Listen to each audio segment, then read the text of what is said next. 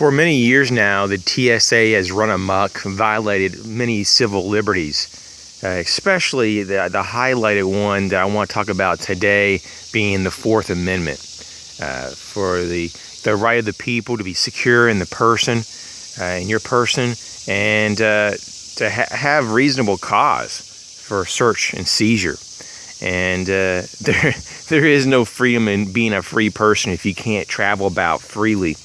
And on top of that, if they can just, any government organization can just search and take whatever they want, deemed a security threat by their own words. The TSA is just completely malarkey, and it has gotten so bloated over the years, and it provides no service to the community or the citizens of the United States, in my opinion.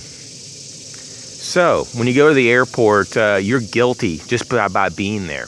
You have to prove your innocence instead of, you have to prove that you're guilty. So when you go there, you have to put your arms up, your hands up, sometimes take off your shoes. You have to be sometimes scanned in the body, scan all your possessions. So when you go there, you're just instantly considered a threat, instantly considered suspicious, because you want to freely move about and travel. So, what I would say, guys? I'd say boycott the crap out of the airports, and let them know why. But say, from now on, I'm not going to use the airport, any of your services, until you actually, get rid of this ridiculous wannabe security theater that you have here. Now, you may say that some of the airlines have no say. I think they would have a lot more say, though, when they don't have any passengers. I think that they would have a lot more say when the government is shown clearly to be the reason why people don't want to travel. The groping, all of these cases coming out that they don't even, do a background check, or they have all kind of criminals working in the TSA. This has just gone on for too long. This is complete bullshit, completely out of control. Just as most of our government, especially our state and federal governments, are out of control.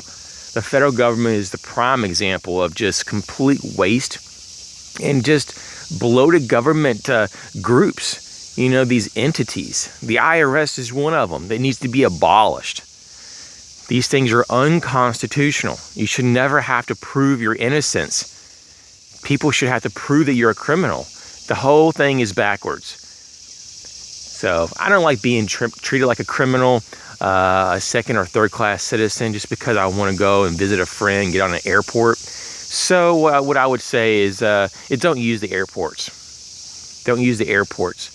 And it's just like anything else. If you don't like the monetary policies, don't use the banks. You may say, well, that's not practical, the art of prepping.